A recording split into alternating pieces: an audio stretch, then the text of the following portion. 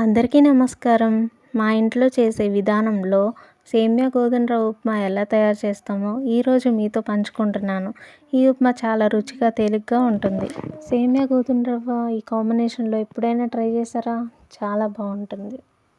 ప్యాన్లో నెయ్యి వేసి గోల్డెన్ కలర్ వచ్చేదాకా వేయించండి. తర్వాత ప్యాన్లో ఆయిల్ వేసి తాలింపు గింజలు వేయండి. నెక్స్ట్ కొంచెం పచ్చిమిర్చి ఉల్లిపాయలు వేసి కొంచెం లైట్గా సాల్ట్ వేసి మూత పెట్టి ఉంచండి. దానివల్ల కుక్ అవుతుంది ముక్కలు. ఇప్పుడు ఉల్లిపాయలు కొంచెం కుక్ అయినాక క్యారెట్ ముక్కలు వేయండి, వేసి కలపండి. ఇక్కడ ఒక టిప్ చెప్తాను.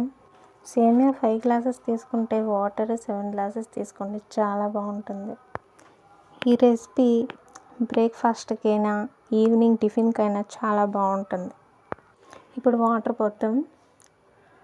నెక్స్ట్ దాంట్లో ఎండుమిర్చి వేయండి, తర్వాత సాల్ట్ తగినంత, తర్వాత వేయించిన సేమియా అండ్ రవ్వ వేసి కలిపి కొంతసేపు ఉంచండి.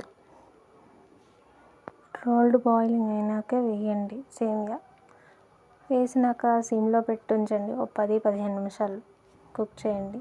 చూసారా ఎంత పర్ఫెక్ట్గా ఉప్మా రెడీ అయిందో? మీరు కూడా ట్రై చేస్తే కామెంట్ చేసి చెప్పండి. మా వీడియో మీకు నచ్చితే లైక్ చేసి సబ్స్క్రైబ్ చేయండి. మళ్ళీ ఇంకో కొత్త రెసిపీతో మళ్ళీ కలుద్దాం. ధన్యవాదాలు.